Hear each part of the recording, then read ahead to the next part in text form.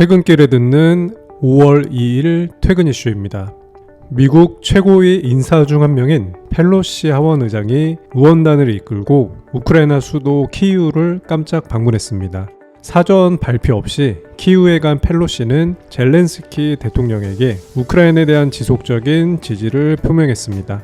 펠로시 의장은 자유를 위해 싸우는 우크라이나의 감사를 표하고자 이곳에 왔다며 우크라이나의 싸움은 우리 모두를 위한 것이고 우리는 전쟁이 끝날 때까지 함께할 것을 약속한다고 언급하기도 했습니다.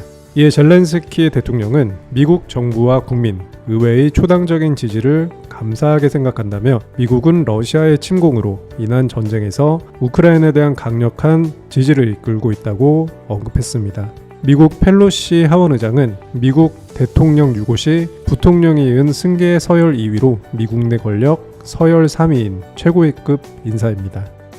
중국의 극단적 봉쇄 정책에 애플 등 글로벌 기업들의 탈중국 행보를 가속할 것이라고 전망했습니다.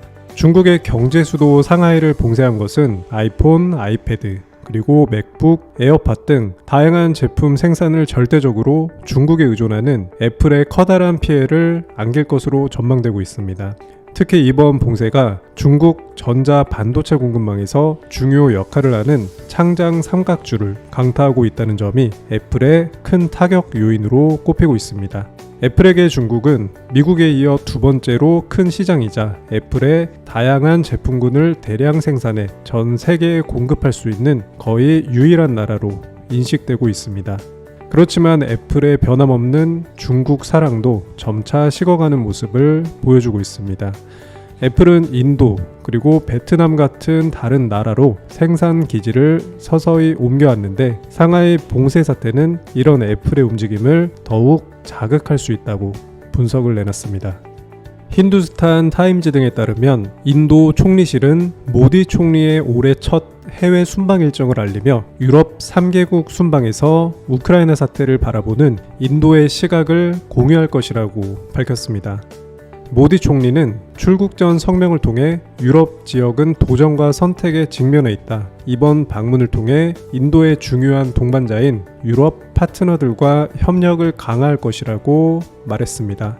인도는 현재 미국, 일본, 호주, 인도의 안보 협의체인 쿼드의 회원국이지만 과거로부터 러시아와 경제 정치, 국방 등 다양한 분야에서 밀접한 관계를 맺어오고 있었습니다. 인도는 한편 3월 초 유엔 총회 러시아 규탄 결의안에 이어서 지난달 8일 부차 민간인 학살 의혹과 관련한 러시아의 유엔 인권이사회 이사국 자격정지 결의안 표결에도 기권하는 모습을 보이기도 했습니다. 일론 머스크가 트위터를 인수하는 과정에서 트위터에 감당하기 어려운 부채를 안기게 될 것이라고 미국 뉴욕타임즈가 현지 시간으로 1일 보도했습니다. 머스크는 개인 자격으로 트위터를 440억 달러, 하나로 약 55조 6,776억 원에 매입을 하는 신기록을 수립했는데 이는 미국 역사상 두 번째로 큰 규모입니다. 머스크는 전통적 사모펀드 방식을 넘어 개인 보유 현금으로 전체 인수 비용의 4분의 3을 지불할 예정입니다. 또 이른바 레버리지 인수라는 방식으로 130억 달러, 하나로 약 16조 4,554억 원을 트위터 이름으로 빌려서 충당을 하게 되는데 트위터가 안게 되는 부채는 이 회사의 이익 수준으로는 감당하기 어려운 규모입니다. 물론 세계 최고의 부자인 만큼 머스크의 개인 보유 자산으로 트위터의 비용을 충족할 능력이 있습니다. 하지만 머스크가 빌리는 돈의 금리에는 상환불능 대비 가상금리가 붙어 있는데 트위터가 부채를 제때 상환하지 못한다면 돈을 빌려준 은행들은 채권을 새 투자자에 처분하게 되고 머스크는 더 많은 테슬라 주식을 처분해 새 투자자에게 빚을 갚거나 트위터의 지분을 넘겨야 할 수도 있습니다. 5월 열리는 FOMC에서 기준금리 50 베이시스 포인트 인상하는 빅스텝이 예고된 가운데 시장에서는 연중 추가 인상 방향성에 주목하고 있습니다. 대표적인 매파 성향, 블라드 총재의 75bp 인상 필요성 언급으로 자이언트 스텝에 대한 경계감도 높아진 상황이나 금리 인상 그리고 양적 긴축도 개시할 것으로 예상되는 만큼 FOMC 결과 회의 직후 기자 간담회에 나서는 파월 의장의 발언에 관심이 모아지고 있습니다.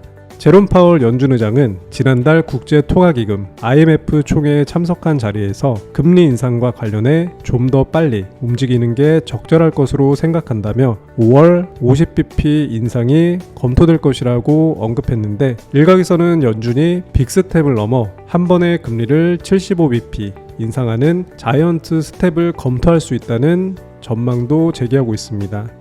하지만 연준이 빅스텝을 단행하는 것도 지난 2000년 이후 22년 만에 처음인데다 파월 의장이 75bp 인상 필요성에 대해서는 아직까지 신중한 모습을 보였다는 점에서 자이언트 스텝 가능성은 크지 않은 상황입니다. 러시아는 우크라이나 침공과 관련해 오는 9일 제2차 세계대전 승리 기념일인 전승절에 맞춰 승리를 선언할 것이라는 관측을 일축했습니다. 세르게이 라브로프 러시아 외무장관은 현지 시각 1일 이탈리아 방송 미디어셋과의 인터뷰에서 5월 9일이 이번 전쟁의 전환점이 될 것이냐는 질문에 우리 군은 전승절을 포함해 특정 날짜에 맞춰 군사행동을 인위적으로 조정하지 않을 것이라고 답했습니다. 서방에서 러시아가 전승절에 맞춰 우크라이나 침공의 승리를 자축할 것이라는 추측이 나왔었는데 이를 부인한 것입니다. 라브로프 장관은 우리는 승리를 엄숙한 방식으로 기념할 것이라며 우크라이나에서 일어난 일들의 시기와 속도는 민간인과 러시아군에 대한 위험을 최소화할 필요성에 달려 있을 것이라고 덧붙였습니다.